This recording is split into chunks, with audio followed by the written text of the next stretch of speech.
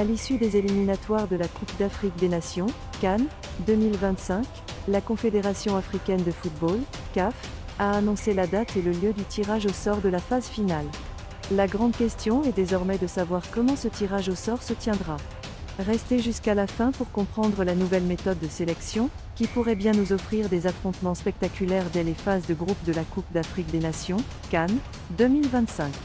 Le 27 janvier 2025, Rabat accueillera le tirage au sort de la Coupe d'Afrique des Nations, CAN 2025, selon l'annonce de Patrice Motsepe, président de la CAF.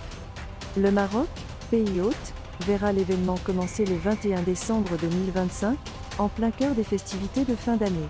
La finale est prévue pour le 18 janvier 2026, clôturant ainsi une période de football africain intense et festive. Pour former les groupes de la compétition, les chapeaux sont constitués en fonction du classement FIFA des équipes qualifiées, assurant une distribution équilibrée des forces en présence. La hiérarchie des nations FIFA comptant pour le dernier mois de l'année 2024 a été publiée. Le statu quo des équipes qualifiées pour la prochaine Coupe d'Afrique des Nations, CAN 2025 a bien été respecté. Sachant que le prochain classement de l'instance est prévu pour le 3 avril 2025 et n'apparaîtra donc pas avant le tirage au sort des groupes de la Coupe d'Afrique des Nations, CAN 2025 prévu le 27 janvier, le voile tombe définitivement sur les chapeaux du dit tirage. Et ce, sous réserve d'officialisation par la CAF. Le Maroc classé 14e mondial et premier en Afrique, le Sénégal 17e mondial et 2e en Afrique, l'Égypte qui se situe à la 33e place mondiale et 3e en Afrique, l'Algérie qui est 37e mondial et 4e en Afrique, le Nigeria à la 44e position mondialement et 5e en Afrique et la Côte d'Ivoire 46e mondial et 6e en Afrique seront bien les têtes de série dans le chapeau, un quart étant les nations les plus classées. Cela signifie que ces équipes ne pourront pas nous rencontrer dans les phases de poule parce qu'elles constituent les têtes de poule. Cependant, il ne faut pas sous-estimer les outsiders qui se préparent également. Les principaux outsiders tels que Cameroun, 49e mondial, 7e en Afrique, le Mali, 51e mondial, 8e en Afrique, la Tunisie, 52e mondial, 9e en Afrique, l'Afrique du Sud, 57e mondial, 10e en Afrique, la République démocratique du Congo, 61e mondial, 11e en Afrique, et le Burkina Faso, 66e mondial, 12e en Afrique, composeront le deuxième chapeau.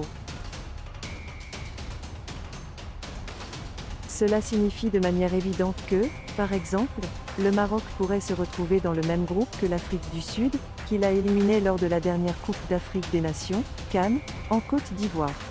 Ou encore, le Sénégal et le Cameroun pourraient se retrouver dans la même poule comme lors de la Coupe d'Afrique des Nations, CAN, précédente. De plus, la Côte d'Ivoire et le Mali pourraient croiser le fer dès la phase de poule. Si cela se réalise, ce serait une revanche intense pour le Mali, qui n'a pas encore digéré sa décevante défaite lors des quarts de finale de la Coupe d'Afrique des Nations, CAN 2023. Le chapeau 3 sera composé de plusieurs équipes africaines. On y trouve le Gabon, actuellement 84e au classement mondial et 16e en Afrique. L'Angola suit de près, avec une position mondiale de 85e et 17e sur le continent africain. La Zambie, quant à elle, se classe 87e mondialement et 18e en Afrique. L'Ouganda est juste derrière avec un classement mondial de 88e et une 19e place en Afrique. La Guinée équatoriale occupe la 93e place mondiale et la 20e place africaine. Enfin, le Bénin ferme ce groupe, classé 94e mondialement et 21e en Afrique. Ces équipes, bien que ne figurant pas dans les classements les plus élevés, apportent une dynamique compétitive et un potentiel de surprise dans les compétitions à venir. Le quatrième et dernier groupe inclut plusieurs pays d'Afrique avec des classements variés au niveau mondial et continental. Le Mozambique se positionne au 96e rang mondial et 22e en Afrique. Les Comores suivent, classés 103e mondialement et 23e sur le continent. La Tanzanie est légèrement derrière, à la 106e place mondiale et la 24e place africaine. Le Soudan se trouve à la 113e position mondiale et 28e en Afrique. Le Zimbabwe est à la 121e place mondiale et 33e en Afrique. Enfin, le Botswana clôture ce groupe, étant au 136e rang mondial et 41e en Afrique. Chacun de ces pays apporte sa propre dynamique et ses défis au sein de ce groupe. Avec ses compositions de chapeaux, la Coupe d'Afrique des Nations, CAN 2025 pourrait débuter avec des affrontements spectaculaires dès la phase de groupe, compte tenu des compositions possibles des chapeaux.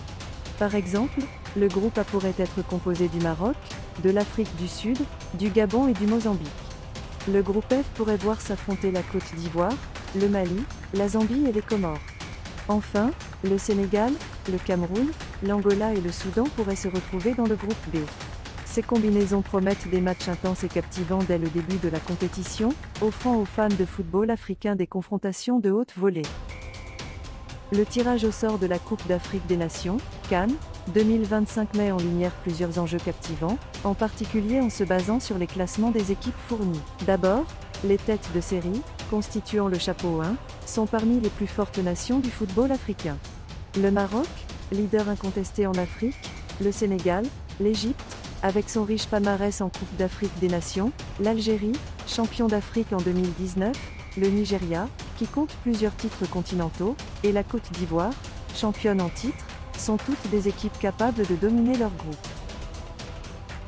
Leur présence dans différents groupes préserve l'équilibre compétitif des phases de poule, assurant que ces grandes équipes ne s'affrontent pas prématurément. Cependant, cette séparation impose à chaque groupe une équipe de haut niveau, rendant la qualification pour les phases finales particulièrement difficile pour les autres nations. Ensuite, les outsiders du chapeau 2 présentent un défi significatif.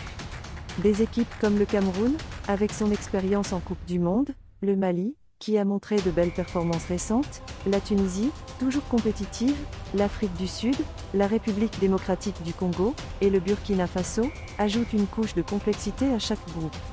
Ces équipes peuvent non seulement espérer se qualifier mais aussi potentiellement créer des surprises contre des favoris, surtout si elles rencontrent des adversaires moins bien classés dans les autres chapeaux.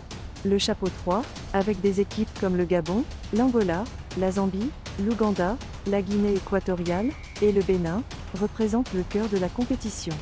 Ces équipes sont capables de surprendre, surtout dans des matchs serrés où la stratégie et la motivation peuvent faire la différence. Leur positionnement dans les groupes pourrait offrir des scénarios imprévisibles, surtout si elles parviennent à tirer parti de leurs forces spécifiques ou à surmonter des défis comme le climat, la fatigue ou simplement l'expérience des adversaires. Enfin, le chapeau 4, avec des équipes moins bien classées comme le Mozambique, les Comores, la Tanzanie, le Soudan, le Zimbabwe et le Botswana, n'est pas sans espoir.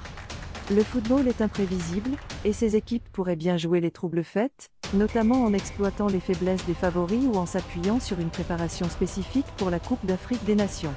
Leur participation ajoute une dimension d'incertitude et de potentiel de surprise à la compétition. Les enjeux de ce tirage au sort de la Coupe d'Afrique des Nations 2025 résident donc dans l'équilibre des forces entre les groupes, la capacité des outsiders à défier les favoris, et l'opportunité pour les équipes moins bien classées de se faire un nom. Chaque match sera un test de tactique, de résilience et de passion, illustrant la richesse du football africain et promettant un tournoi captivant.